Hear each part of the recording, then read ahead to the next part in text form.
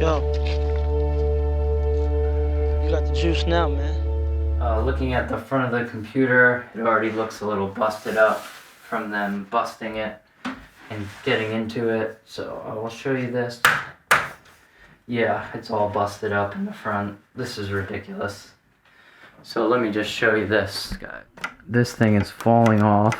They really sent me the computer like this? This is absolutely ridiculous. Guys, this is a really sad day when you spend $3,500 on a computer and they send you it back completely broken. They didn't even bother to fucking give me a... Oh my god, I can't even believe this, guys.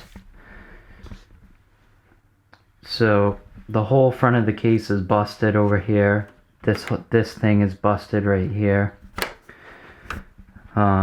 It's not going good, guys. Just looking at the front of the case, you can tell that there's damage to the computer.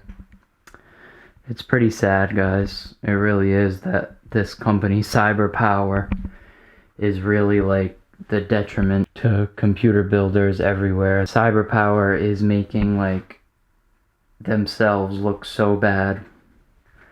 Like it's really unbelievable. Like I paid $3,000 for this computer and they're gonna send me it broken like this. It's absolutely fucking ridiculous.